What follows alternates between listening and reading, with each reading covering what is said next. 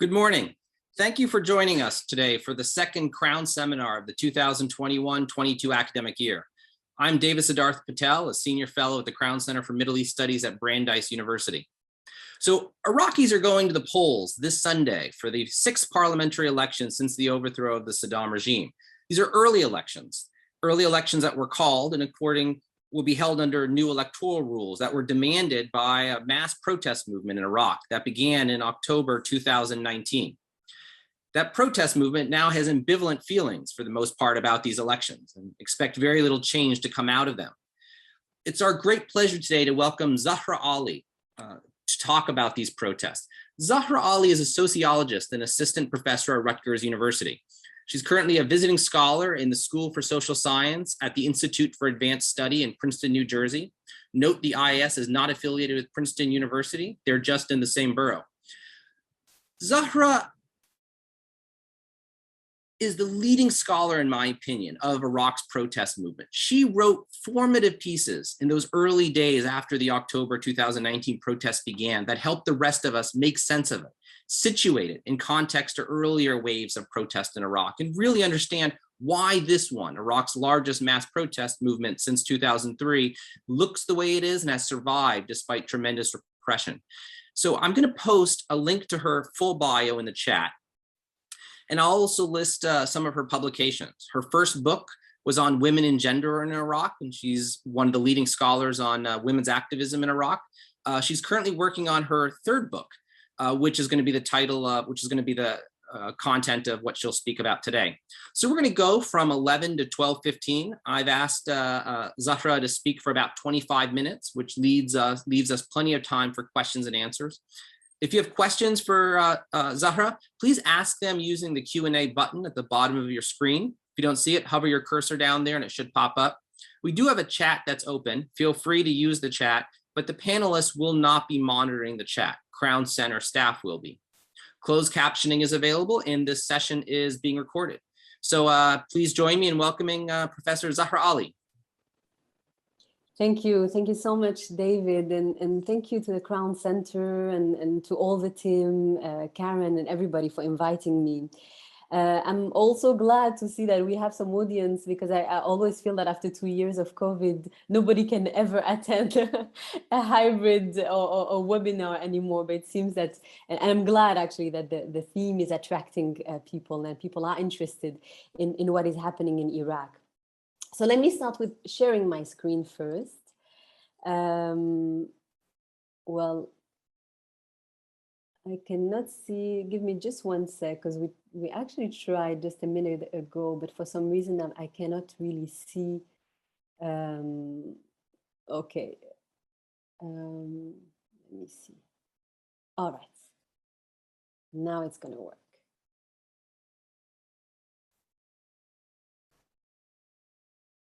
All right, you can see my screen. Great. Let me. All right, perfect.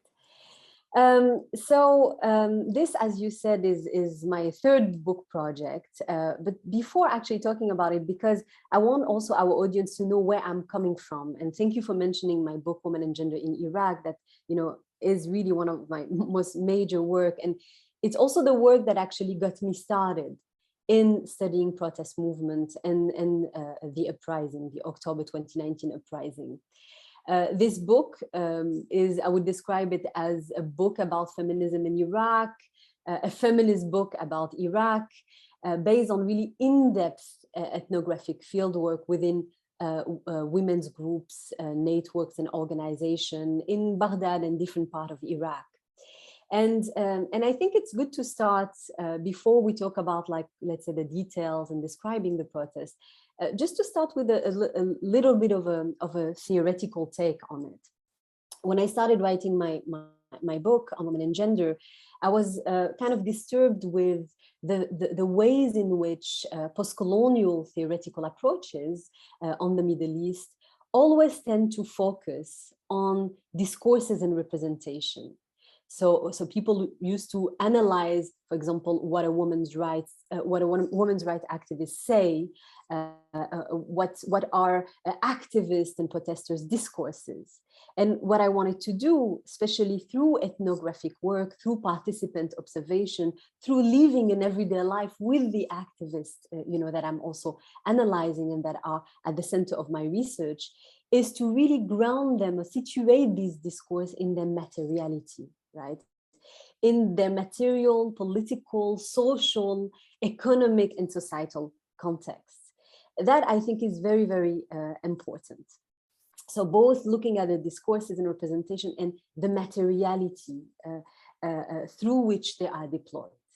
The other aspect as well is that as a sociologist, I'm very much, perhaps because I'm a kind of a student of Bourdieu's sociology, and I'm very much an ethnographer.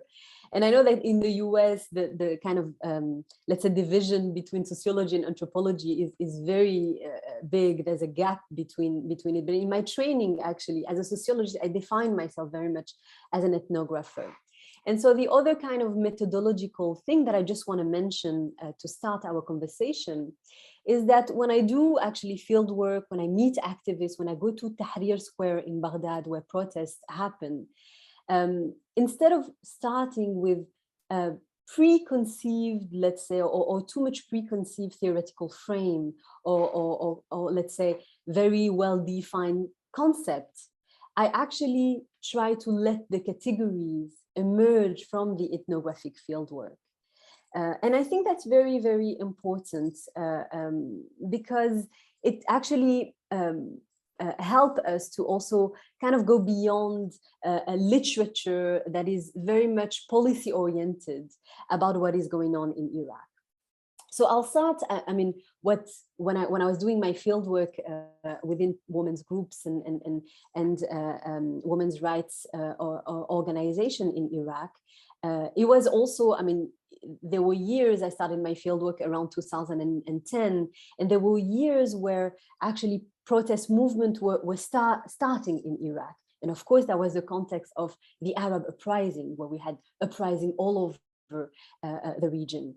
And so in 2011, I was there when the first protest happened in Baghdad.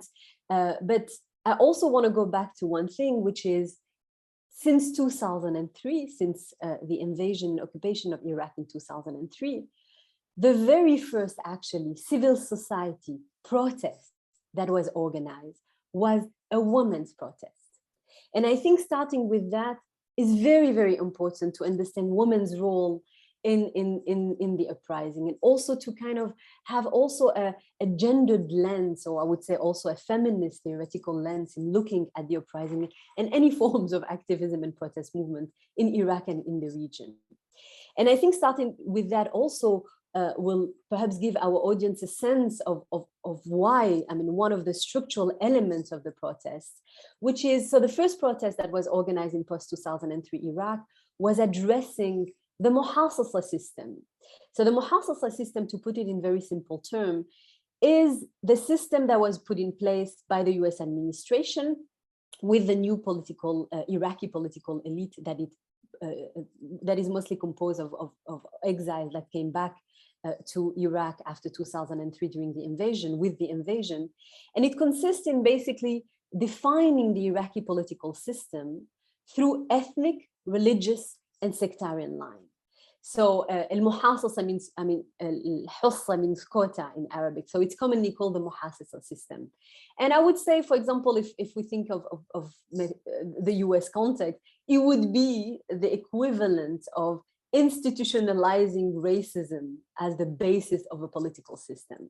So since 2003, basically, you can exist politically in Iraq only if you define yourself along sectarian, religious, and ethnic line. And this had a very significant impact for women because it also, I mean, one of the very first legal reform that was attempted by the political parties that came with the US invasion occupation was to abolish one of the main legal frame of women's rights, which is the personal status code, and put in place a sectarian-based personal status code. And so, in a way, some people use the term, it was a Libanization of the Iraqi personal status code. And so women activists have always been, since the very beginning, at the forefront of this struggle against the muhassasa system, and really addressing the ways in which the muhassasa system also fragments women's legal rights, and really question the very existence of women's legal rights. And so in many ways, one of my arguments is saying that the post-2003 political system that protesters are rising against is not only a sectarian political system, but it is very much a sex-tarian political system. And I'm using a term that Maya Migdashi, my colleague working on Lebanon, has developed, because it is based not only on ethnic, sectarian, religious belonging, but also on sexual difference. And so it was not really surprising, actually, starting when we start this way, that women were very central. And I argue very much that it's the participation of women, and especially young women, that turned a protest movement that could have been similar to prior protest movements to really a societal uprising. And so, as I said, we had protest movement 2011, 2015. In 2015, the protest movement was really targeting, as I said, the muhassasa system. The slogan was Bismiddin Bagon al-Haramiya, in the name of religion, we were robbed by looters, addressing the post-2003 political elite that uses Islam, which is dominated by Islamist Shia political group, and I'm talking, of course, about the part of Iraq outside of Kurdistan here.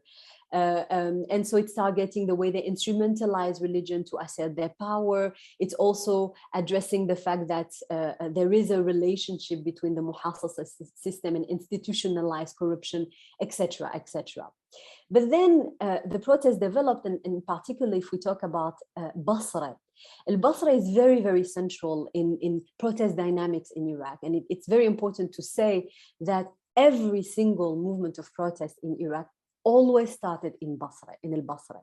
And it always started after usually a young man protester that was protesting unemployment, protesting corruption, got killed either by the security forces or the militias, right? And Basra is very, very important to keep in mind, because really I think Basra kind of gathers, Basra is the main province from which 90% of Iraq's very, very rich oil resources are extracted from, right? And I mean, if we talk about Basra, we can also talk about the larger context of extractivism and the pollution it actually is related to, of human-induced climate change as well. Basra, for example, a year ago was, I think it was in mid-July last year, the hottest point on Earth.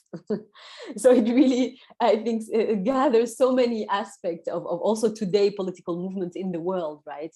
And despite of being the richest province, Basra is actually, I mean, Basra's inhabitants are one of the poorest, and Basra province lacks any state infrastructure from, and more generally, I think that it's important to recall for some of you who are not really familiar with the everyday realities in Iraq.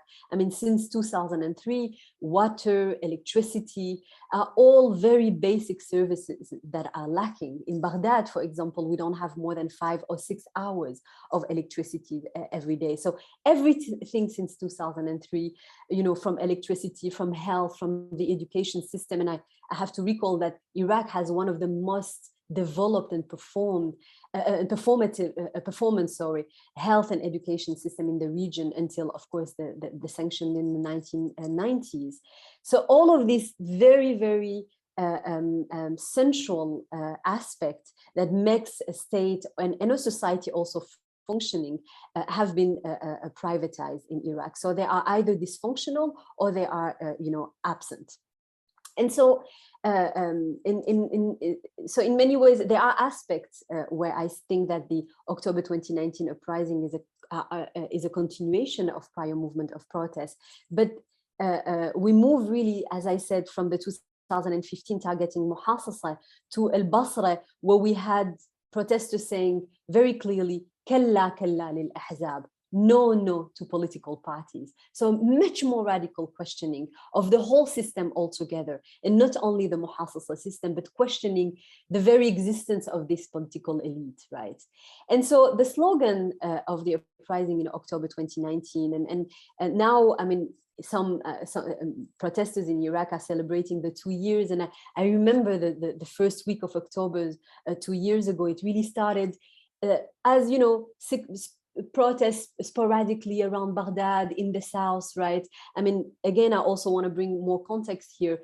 The uprising has happened mainly in Baghdad and the central region of Iraq that are Shia-dominated region. I can talk later in the Q&A about what's going on in Kurdistan and in Sunni majority areas, but it is in majority a Shia population rising against a Shia power in many ways, but it's not a Shia uprising. It's an uprising that started, as I said, the first week of October, with protests happening all around, led mostly by young people, and also led by poor people, the disenfranchised, the very famous tuk-tuk drivers, for example, or people who are, who we see, I mean, urban poor that we see, for example, who rely on daily income, people who sell things in the street, for example.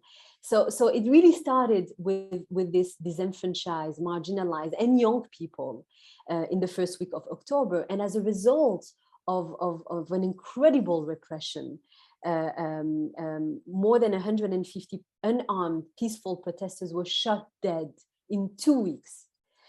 As a result of that, really, the uprising on October 25th, so there was kind of a week of pause, and a week later on October 25th, in Tahrir Square, which is what the square that you see in the picture, the protest was really followed or gathered, I mean, the middle class, people who are, I mean, educators, union activists, student activists, civil society activists, and really ordinary people, young, old, educated, not educated, families, etc. And it turned into really a societal uprising.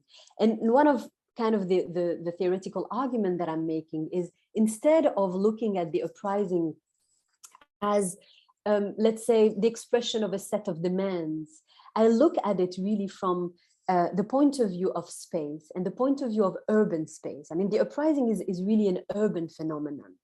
And I engage very much with Henri Lefebvre and his, you know, theory of la production de l'espace. And I argue that the uprising has contested the dominant urban space in post-2003 Iraq, which is mostly militarized, privatized, and male-dominated, right? It's a very masculinist, space.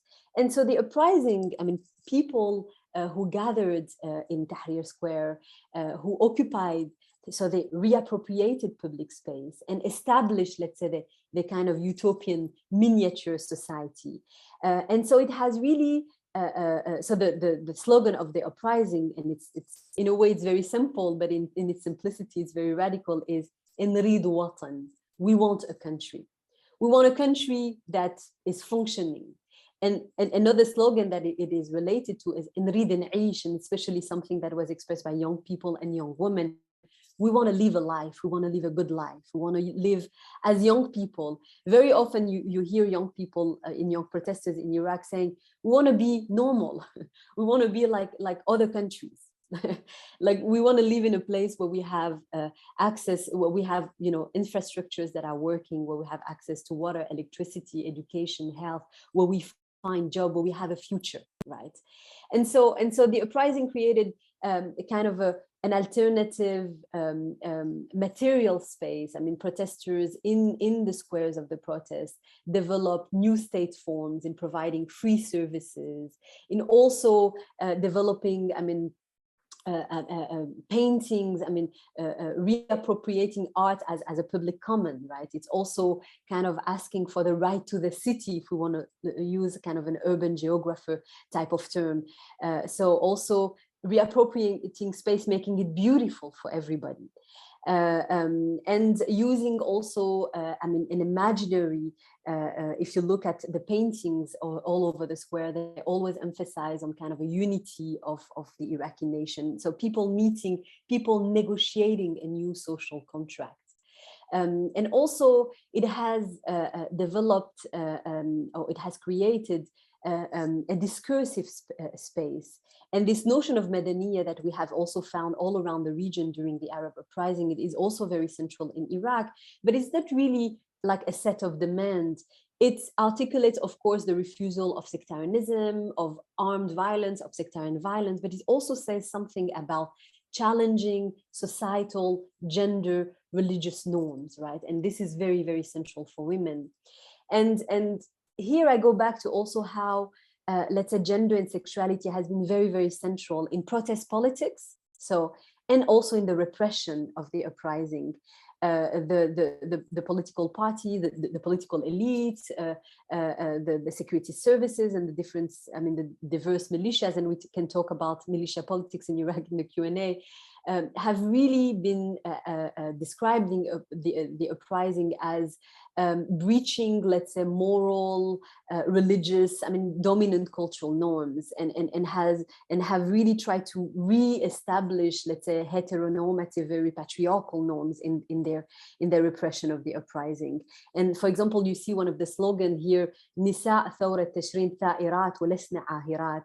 The women of Tashrin are revolutionaries, they are not prostitutes. So there was really, I mean, gender and sexual politics were extremely central in both the repression and the way the repression was addressed by protesters themselves. And of course, I mean, the protest obtained the appointment of a new prime minister. It also obtained the organization of new elections that, you know, are going to happen this Sunday.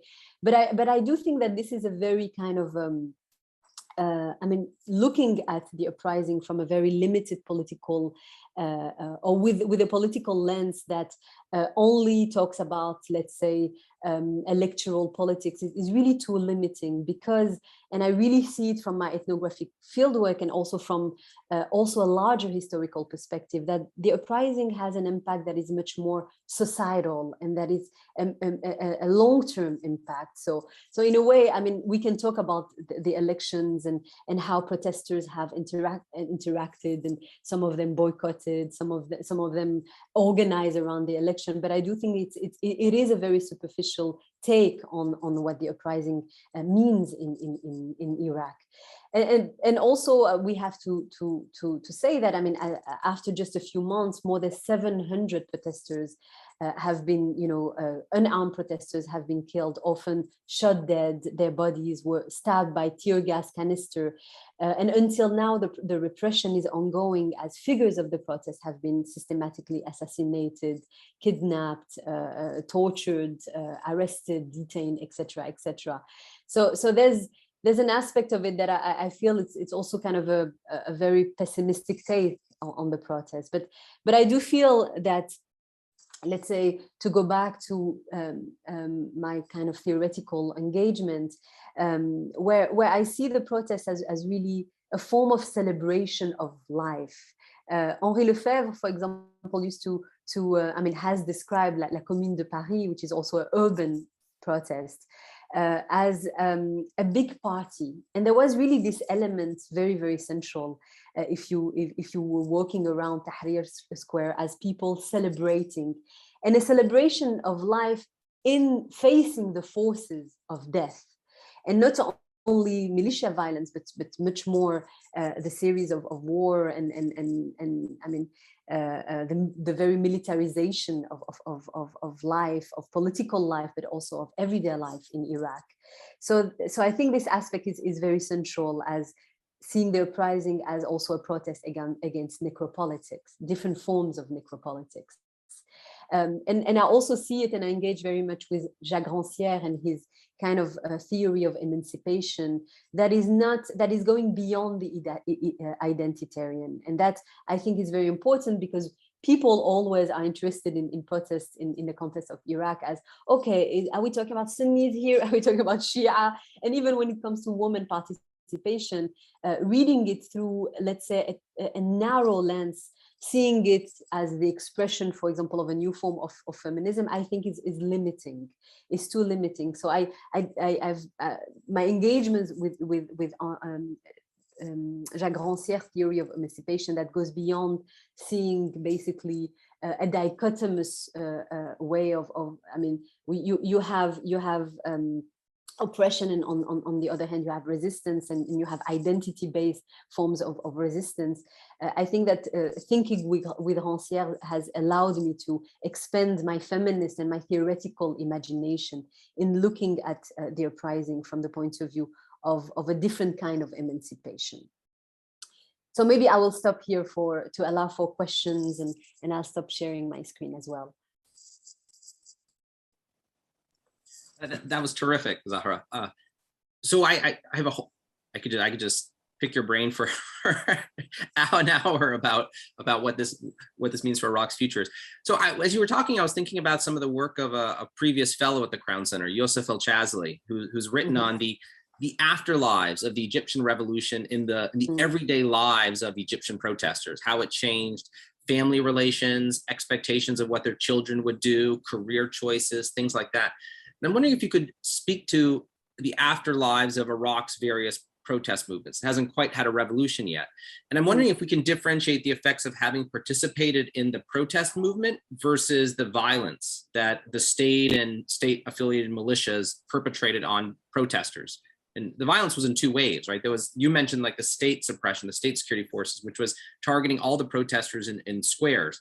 But then there was also that second wave perpetrated mostly by militias against individual activists, targeted assassinations that have killed hundreds and has caused thousands of protesters to flee the country, probably. I don't think we know the real numbers. So I'm wondering if you could talk about the afterlives, both of the protest and the violence that came afterwards in everyday lives. Yeah, of course. Thank you for the question. So yeah, I mean, this is why I think we need to look at the protest not only through the lens of let's say electoral politics and what it has changed, but really as more of also a societal, having a societal impact, in the sense that it changed the political and the social culture in Iraq. It also gave, let's say, voice, I would say, everyday type of opposition to the regime that was, I mean, to the political elite. It's kind of what I would, maybe I could use the term, it's like the green zone politics, you know, that Baghdad is divided. So you have the green zone where, I mean, the biggest US embassy that ever existed is, and all the political elite and the buildings of the post-2003 regime are situated. And you have the red zone, or let's say the rest, right? So the rest of the population that is dealing, I mean, in the green zone, there is 24-hour electricity, there are malls, there are swimming pools, etc. And you have the rest of the population that is dealing with, like, I mean, everyday challenges, from lack of electricity to terrible, I mean, traffic and having to cross checkpoints to go to work, etc. And so the protests have really shifted the narrative and are a real, I mean, political and social force, in the sense that it's like the everyday challenges have been put at the center of the discourse. And there's no way since 2019 for any, let's say, political group to say anything without mentioning the protest, and let's say without also saying that and some political groups have actually appropriated some of the discourse, which is absolutely, I mean, significant.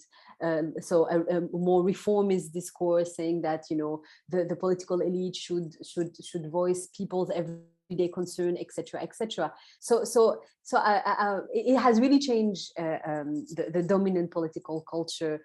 And in terms of I think people's everyday life, I mean, there's a lot of literature on like let's say everyday corruption in the post-colonial literature, and I think it's I mean there are things, and this is why I think we shouldn't have, let's say, an individualized analysis of corruption and thinking that it's kind of an individual problem. It's really a structural problem and a very post-colonial problem that is related to state formation, to war, to extractivist and rentier economy, etc., etc. But I think that you see the kind of remains of Tahrir Square every day in Iraq. So when you go, for example, to renew your ID or your passport, or if you go to administrative offices, there are everyday contestation that use the language of Tahrir, saying that we refuse to pay a bribe to get our administrative whatever service requests done, or there's also kind of a fear from people that if there's an employee that is behave in a way that is very corrupt, that it's going to actually end up with a protest and people are going to take over I don't know the administrative building in question. So there's the kind of and I would say that the uprising actually hasn't really, it has never really ended, because if you follow the situation in Iraq on an everyday basis, every day there is some kind of a protest. I mean, protests are cyclical, they're sporadic, whether it's a group of young people who are graduates and unemployed, whether it's a specific line of work in the public sector that is demanding better salaries, whether it's people who have basically put money for a mortgage for a new housing complex that are protesting the fact that the construction of this new housing complex has not happened. So this contestation, this everyday contestation, is really present in Iraq. In the everyday life, I would say. But like you said, there is of course this. I mean, there's also this idea that actually there's different strategies, I would say, that around visibility as well. In the sense that, is it for certain protesters, there's this idea that we should also work on a different level, right? In organizing through the form of civil society, let's say networks, through the form of awareness raising campaigns, etc., as opposed to only protesting in going to Tahrir Square and then being visible and then facing repression, or be put on the list of one of the many lists that the militias have established of protesters to target, or that are the next to get kidnapped, or should actually, when you see this list and when your name is on this list, you'd better actually leave the country in the next couple of days, otherwise you will be targeted by a militia. So all of this are happening, I mean, all of this is happening at the same time. So on the one hand, an everyday contestation. Also, I want to maybe also mention something that I guess is important, is if you take some like an approach that is very, I don't know, I would say political sciencey, and you look, okay, there's the people, and here there's the militias, and here there's the state, you actually don't see how much it's very porous. That, I mean, militias are also composed of ordinary Iraqis as well, right? And so this discourse of contestation also happened, I mean, within this, I mean, within the army, within also, I mean, people who decide for mainly economic reasons, for mainly because militias are also, I mean, big employers basically in the country. So this aspect is also very important, to say that protest politics and this idea of tackling corruption, of being a good citizen, being a Medani citizen, so is something that is present, in across, let's say, a large spectrum of Iraqi society, and is not limited to people who go and participate in protests. So that porousness is a good segue to a question asked by Rochelle Davis. Hi, Rochelle. Rochelle asks, do you see any connections between the protests and protesters and the Hashid Shaabi, people who've been mobilized in the popular mobilization fronts against ISIS? And she asks this because of comments a few years ago from a colleague in Basra who was concerned about all the unemployed young men who had taken part in the Hashid and were back in Basra. He wanted hope for them and jobs and was frustrated by how they'd been used. Or were they hired to suppress protests or both? So what's the relationship? We hear a lot of rumors about people who had fought ISIS now joining these post-2019 protests. That's a very, very good point. And actually, it's something that I mentioned in my research. I'm happy to mention it now because this is a very important point. So many of the young men that I have interviewed in Tahrir Square are former fighters for Al-Hashd al-Sha'bi. And that's super important. And I think they are, young people, mostly from southern regions of Iraq. I mean, if you think of Basra, Nasriya, Al-Amara, all of these very urban, poor concentration, where young people actually joined Al-Hashd. I mean, of course, they joined Al-Hashd also in line with the kind of discourse against ISIS, that exceptionalized ISIS violence and made it kind of the main enemy, and with this idea of protecting the nation. But a very, very concrete reason is that they were hoping, and it's something that I heard very much in my interviews in Tahrir Square, they were hoping to get salaries, they were hoping to get a future through, and a form of recognition as well. So you join Al-Hashd and you think that you're going to fight a good war, and that when you're going to come back, you're going to be respected as well. And you're going to also maybe access certain services, certain privileges. And many of the young men that I interviewed told me, I went to Mosul or to the front in the north, and I saw that actually Al-Hashd was as corrupt as ISIS. I saw that actually Al-Hashd was also violent in a way that, committed so many human rights abuses, and that the way we were treated, that we were actually used by Al-Hashd for, for the benefit of a clientele of certain political parties that then politicized Al-Hashd and turned it into an electoral, candidated for the election. So turned it into an candidate in an electoral list, right? And so this kind of disappointment, we went there, we thought we were fighting a good war, but then we were treated badly, and we saw that actually Al-Hashd, and so this actually one of something you hear a lot in Iraq, in Tahrir Square, but even beyond Tahrir Square, is that it's al-Nizam, the regime is irhabi, is a terrorist regime, right? It's the regime, it's because of the political elite, and because of these parties that have politicized Al-Hashd al-Sha'bi in the service of their own party interest, right? That we basically ended up in the situation that we in, and so there's almost this idea that, well, Al-Hashd and Daesh, there's of course a difference, but it's not that different. And of course the repression that happened, and the fact that a lot of the militia groups come out of Al-Hashd, and that those Iran-backed groups are the ones targeting protesters, really strengthen this feeling of disappointment, and this feeling that, well, then Daesh is one group, and we have so many other groups that that are treating us as badly as Daesh. So it's definitely a very important element.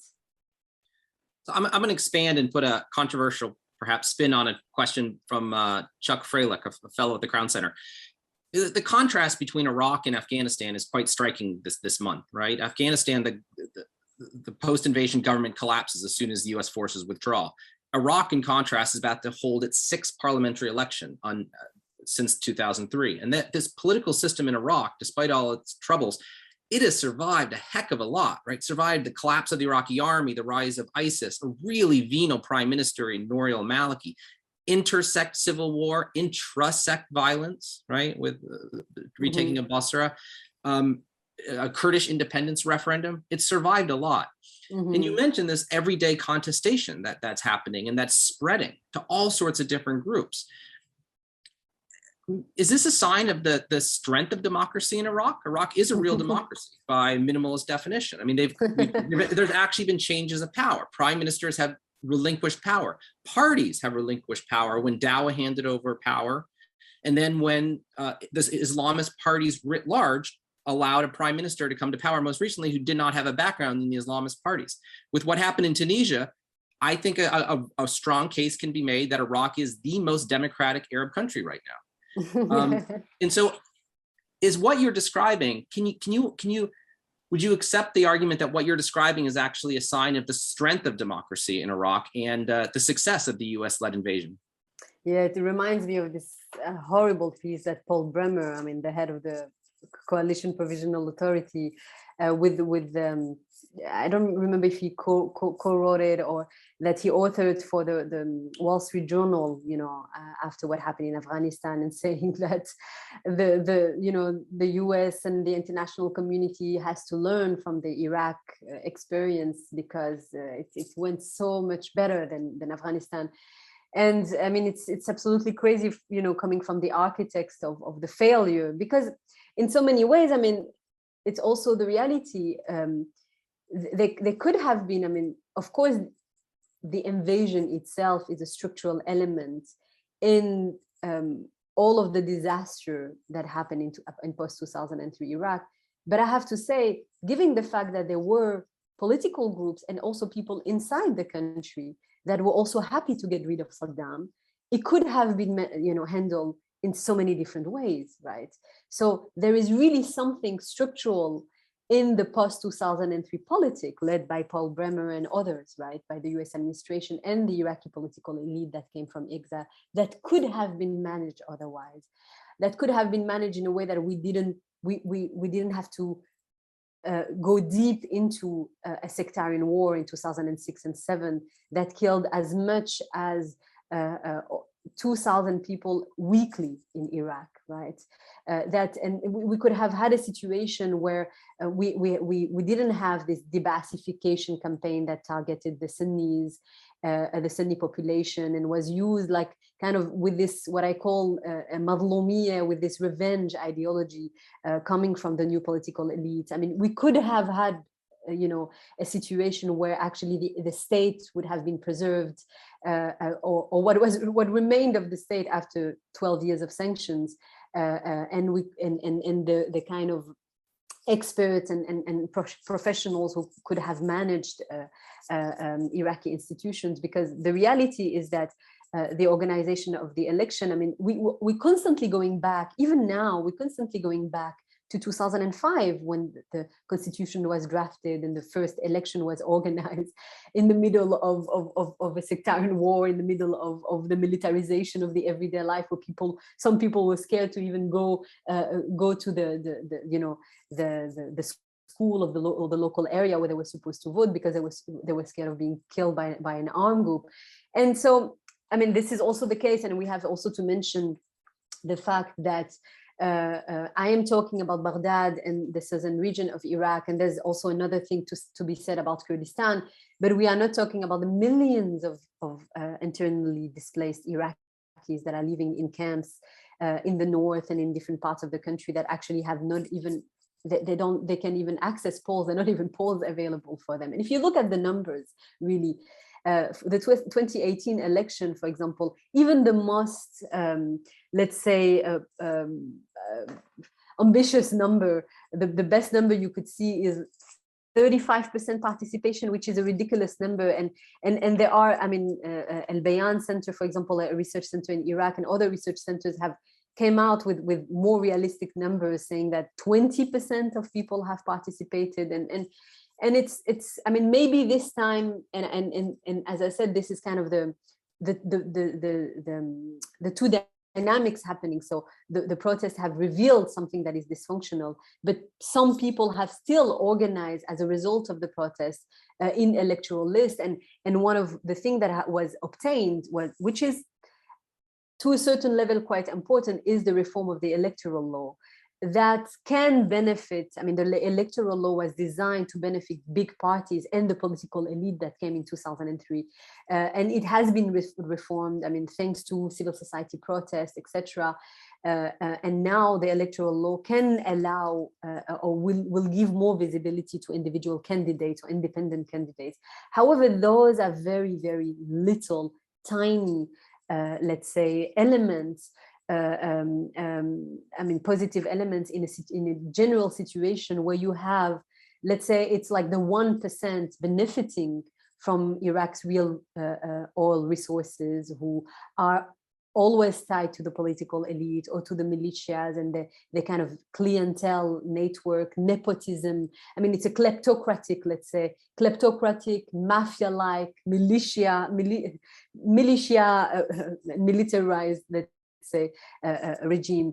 So saying that, actually, I mean, it also depends on our also understanding of democracy. Is democracy going to a poll or organizing election, or is democracy having access to I mean, basic services and resources such as water, electricity, health, education, etc. And if you look at, I mean, numbers of in terms of the number of poor, the number of unemployed, the number of people that don't have access to these basic services, you will have the majority of the Iraqi population. So yes, the regime, I mean, this let's say 1% has, I mean, has established itself, and also mainly for, let's say, political economy reason, which is the rich oil resources of the country. The fact that Iraq is a rentier state, I mean, of course, gives so much resources to this elite and helps so much. I mean, the rentierism of the Iraqi state is absolutely central in consolidating the new political elite and in giving them the ability to actually create this network of clientele around them through the militias, because in Iraq, basically, if you want to have a decent job, you need to go through somebody who is in a form or another affiliated with the political elite, right? And it's, you know, it's attended, I mean, it's different armed groups and militias, right? So this is the kind of democracy. It's a kleptocratic democracy. It's a nepotist, it's a mafia-like democracy that we have in Iraq. So we should really, I mean, of course, and there are many of my colleagues who are interested in electoral politics, and I mean, it's always interesting to look at numbers, and why not? But what does it even say of the actual dynamics of the everyday life and how actually politics really work in Iraq? And sadly, I would say that elections are just a way for the political economy to justify its existence, right? To make itself legitimate, right? Okay, so on that note, let's go back to the protest movement. There's a question from Akin Kurtik, one of the junior research fellows at the Crown Center. She's curious about the fault lines among various social groups participating in the uprising. You described the central role of women as well as young, poor, and other marginalized communities. So she asks, did you observe any moments of conflict or friction among those various groups? And if so, along which political, ideological, or practical lines did these conflictual encounters occur? And how were they negotiated? How, if they were resolved, how were they resolved? Yeah, thank you for the question, because it can, you know, give a better or more detailed picture of the uprising. I mean, the uprising really gathers such a wide spectrum of the Iraqi society. So this is why I think that it makes much more sense to analyze it through the production of space rather than to analyze it through in a way that will limit it to let's say okay, so there's the left and there's the civil society and there's but if I want to give you kind of an overview of the different groups, I mean, you have, let's say, the middle class, you know, educated middle class. And interestingly, I mean, the educated middle class has often followed, I mean, it has not necessarily launched protests. It's always, let's say, the poor, the disenfranchised, and the unemployed youth that lead the protest, but the middle class actually follow the protest and also react to, as I said, the repression, etc. And so as soon as it gets, I mean, after, of course, COVID, etc. I mean, you can see that this is the educated middle class tends to, you know, go back home or go back to work. So, for example, there were debates around strikes. I mean, for many months, many lines of work were striking, right? In Iraq, there were student strikes as well organized, and so you had, let's say, people who belong to the more, I mean, more working class would emphasize on continuing the strike, where you have the educated middle class who would be more pragmatic and say that, well, we need to get our salary, we need to get back to work, we cannot. And maybe that was also the case. I mean, I'm thinking of so many very good scholarship on Egypt, on Tunisia as well. I mean, this kind of the class politics of the different uprising. And in terms of, I mean, in Iraq, we also have, I mean, very strong unions. So the unions played really a critical role as well. I mean, women's groups played a critical role as well. And so the lines of kind of debates were, you know, should we actually target electoral politics, or should we designate a leader, and should we establish ourselves as an organization? Should we have much more established committees that then, you know, address, for example, there were different delegations that went and met the new prime ministers, but there was a wide, there were also so many groups who were against it, and who considered it as kind of a betrayal of the uprising that is supposed to stay leaderless, to stay some kind of this spontaneous leaderless moment of protest. And I think that the notion here that is central and is this notion of Madaniya. And it's interesting how this notion stays very fluid, very undefined, right? So for certain groups, in Madaniya, it's about, you know, refusing sectarianism. For other group, in Madaniya, it's about being in the square and living together in peace and being accepting of each other and like cleaning the square and I mean, it's really about that, about the experience of being in the square. This is really, I mean, how some define El Madaniya. So really, I think that, I mean, in like anywhere in the world, you have, you know, hardcore people who consider that there's no negotiation. There's no negotiation to have with the Sadrist movement. There's no negotiation to have with established civil society organization. And in a way, the protests themselves are the kind of means and goals, right, to express, you know, anger.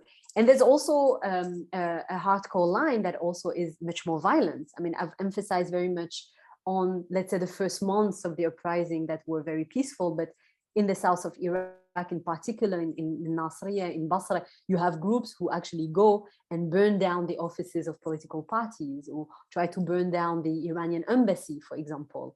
So you also have this idea that, well, it's you know, we are targeting structural violence, and we also, I mean, have the right to express a certain type of violence, right? So this is, let's say, it's not, I mean, it's present within the uprising, and I won't do what some scholars do, which is, you know, to kind of exclude that type of groups. And no, those are not, they're not part of the civil society. No, they are actually. So there's, let's say, all of these elements, and it was very interesting for me, because I have studied and followed for so long and participated as well, I mean, the women's movement, to see how established women activists were really pushed outside of their comfort zone during the uprising. They were pushed outside of the NGOized, let's say, established experience, you know, where activism for them is like applying for grants and getting grants for little projects of awareness raising, etc., etc.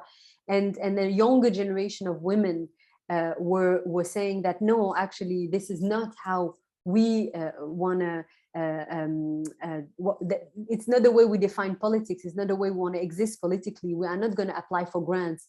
We are going to take up the space, and we are going to be present with and be loud and live in Tahrir Square with as equal citizens, and contest certain societal gender norms, etc., as opposed to more NGOized forms of activism that tend to be very careful with issues of sexuality, issues of religious norms, for example, and be much more reformist in their approach.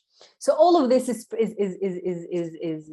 present. So let's say the class politics, where you really have a working class that's much more radical than an educated middle class, and you also see it, by the way, in how actually people in the protests that happen in people's neighborhoods, and really the moment where the uprising was really kind of generalized was the moment when there were protests in, for example, I'm thinking of upper middle class neighborhood in Baghdad, that is El Mansour, where you have people, even in an upper class neighborhood like El Mansour, people taking up the street and occupying the main square of the neighborhood. I mean, this is when it was kind of generalized, but then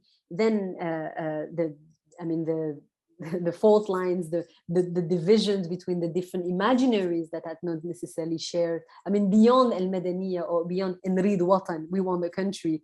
There's so many aspects that are of course not agreed on. So for people who want to read more about different forms of women's participation in how different institutional forms, there's a couple excellent pieces on Zahra's website, which she wrote. She actually, last time I saw her, she'd come to a conference that Mark Lynch from the Project in Middle East Political Science and the Crown Center hosted at Brandeis, and she wrote an excellent piece there showing different types of activism, different forms of institutional engagement of women's activists in Iraq. Terrific. So I'm going to combine a couple of the questions here in broaden out to the regional perspective.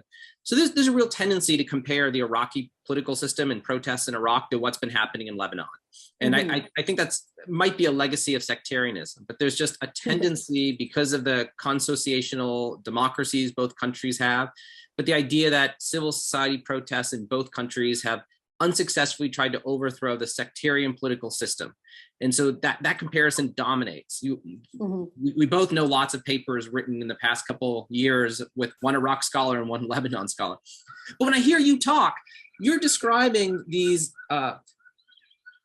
horizontally organized, leaderless forms of protest. And it sounds like a Iraq. It sounds like what we see in Jordan. It sounds like what we see in Sudan, where sectarianism isn't an element. And so the question is kind of about sectarianism, but also where should we be comparing Iraq regionally? Does sectarianism limit how we see Iraq fitting in and the usefulness of comparison with countries that don't have sectarianism built into the political system? Yeah, thank you for the question. I mean, I think that the comparison with Lebanon is legitimate to a certain extent. And you thank you so much for pointing out that actually it's not the sectarian elements that makes it that legitimate. And like you said, I mean, I've been on so many panels actually with people on, who work on Sudan, on Algeria, I also had the pleasure to be on a panel with somebody presenting, for example, on Haiti, right? We tend to forget also Chile, Latin America, the Caribbeans. I mean, October 2019 was a global movement of protest all over the world. And so you're right, in so many ways, there's nothing that specific with Iraq. I mean, some scholars would say it's, protest against neoliberal politics. And I kind of have a problem. And I think we've used the term neoliberal for more than 2 decades now, and we have exhausted this term, and we're not sure what it means anymore. And I think that we need to come up with something else, right? Because it's more than that. It's really much more than that. And of course, there's the global, human-induced climate change that is also very central in so many protests. I won't say that it is actually that there is an awareness of that very much in Iraq, but there's an experience of that more than an awareness of that, right? And so yes, I mean, we can also see it, I mean, more globally as we are experiencing at the global level the end of this extractivist, racial, capitalist system that doesn't work. And it doesn't work because it does not provide jobs. It does not, it limits resources.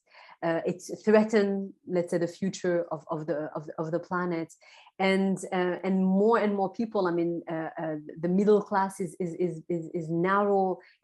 being narrowed down more and more all over the world, and access to services such as health, education, infrastructures, and a future of, let's say, having a job is something that is much more and more precarious all over the world. So there's this awareness that there's a need for radical change, right?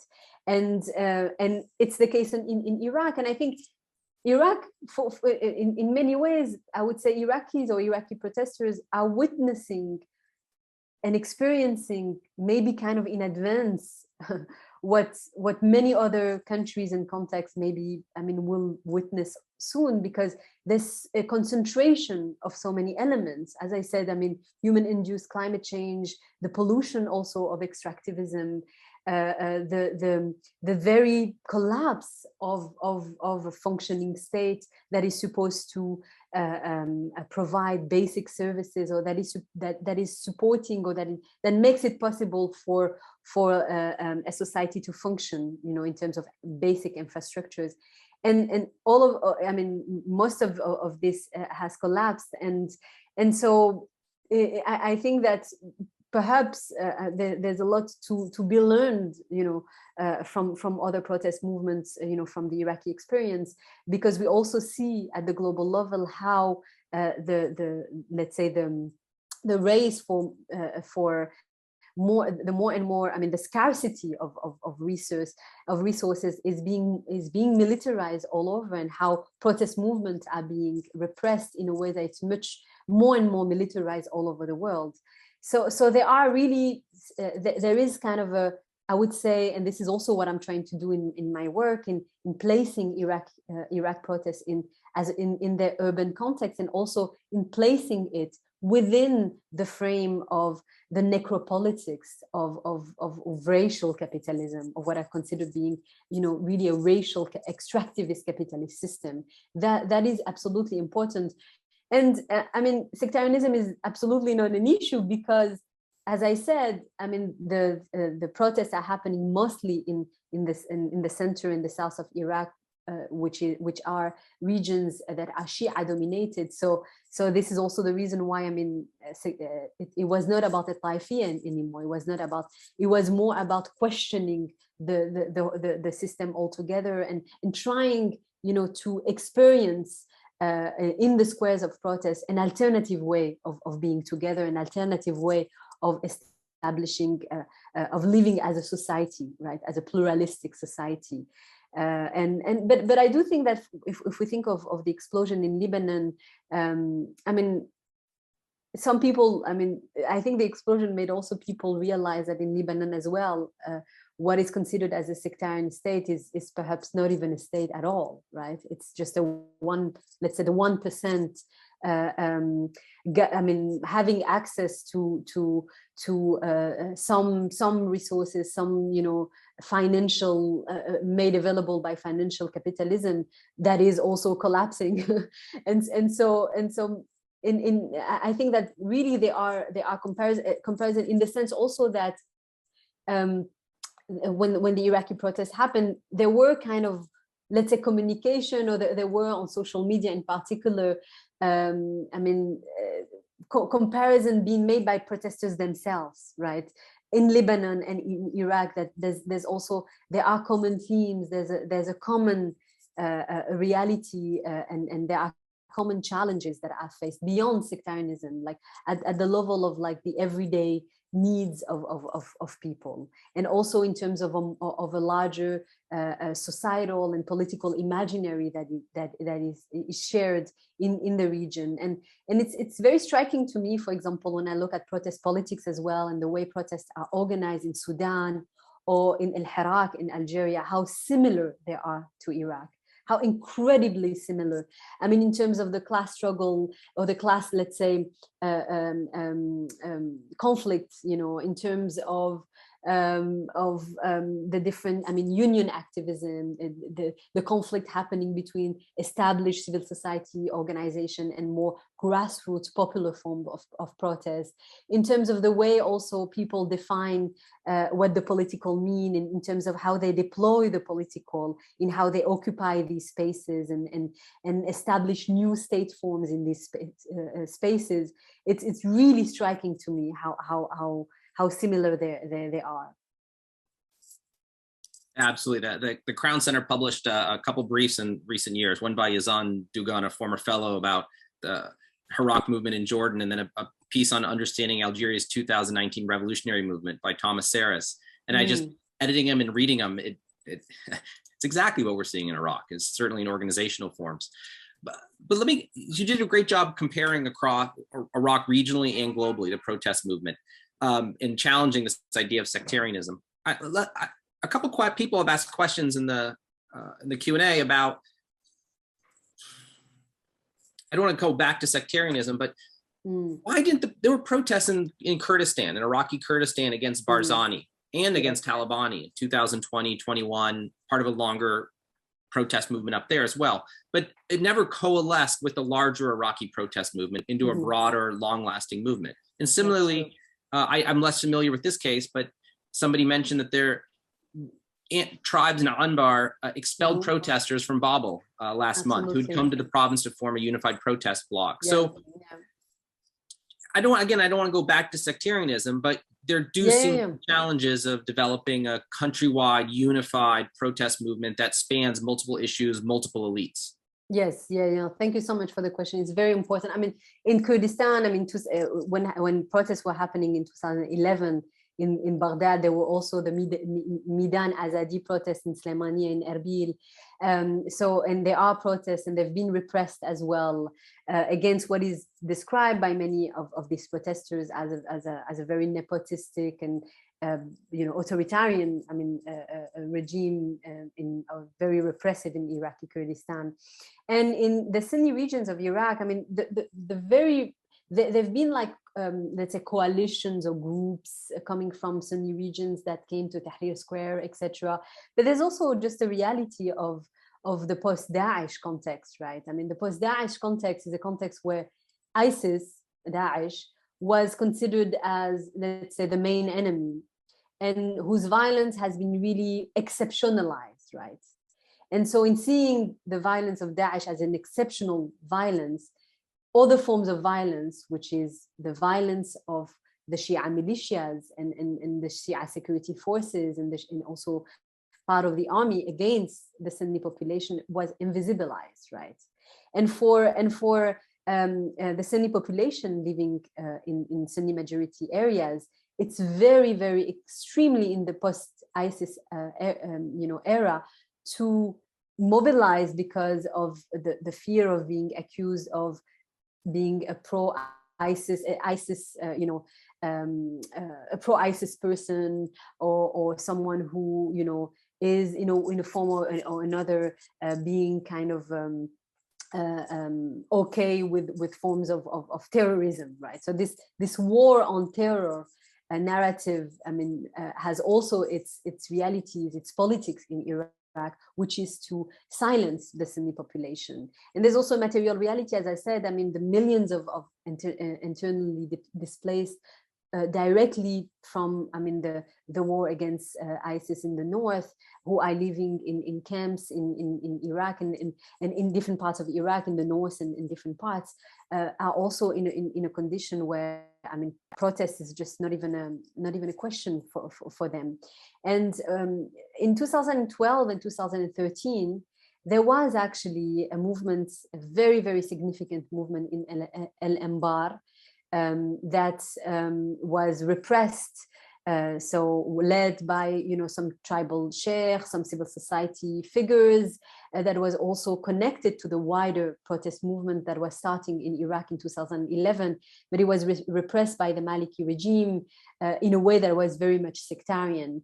And there's, I mean, some commenters that, and I think it's right, that relates actually the repression of the El Anbar protest movement to, I mean, in a way, the consolidation and the rise of ISIS, because basically the Sunni population has tried to organize in a peaceful manner, and these peaceful protests have been met by, with violence and with a terrible repression.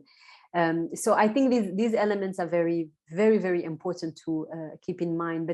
But more generally, I do think that it's very difficult when we talk about post-2003 Iraq, maybe post-91 Iraq, to talk about the dynamics in Baghdad and in the south, and the dynamics in Iraqi Kurdistan. I mean, even when I look at feminist activism, because the Kurdish region has been independent since 91, there's dynamics that, it has its own logic, its own politics, right? And of course, the relationship with the central government is also, a difficult relationship connected to, of course, the access to the oil resources, etc. So I will not say that the movement, the uprising has really reached, Kurdistan and the Sunni areas. People are sympathetic. They sympathize with it, but they also consider that let's the population, let's the Shia deal with its own problem, with its own elite. For the Sunnis, because we don't want to be targeted and accused to be terrorist sympathizers, and we don't want to face more violence that we have already faced, and be even more marginal that we already are. And for people in Kurdistan, because they are also facing their own challenges, given the fact that it's a pretty autonomous regime. We're just about out of time, but I'm going to ask one final question. Does the continued US military presence in Iraq, limited as it is, does it help or hurt the protest movement? I think it's mostly the ways in which it can be instrumentalized that is basically the real problem. I think that, protesters have been very careful with, because they've been mostly accused by the political elite to be American, to be what we call a jokeria, the jokers, American, pro-Americans or American agents, right? So they're very, very careful with this discourse. And of course, protesters have also, because of the fact that the militias are pretty much Iran-backed militias, have voiced their anger towards. There's an anti-Iran sentiment in Iraq that is undeniable. So it's really mostly the ways in which the military presence is instrumentalized by the militias that is a challenge, rather than the presence itself, which does not necessarily mobilize a wide spectrum of the Iraqi society.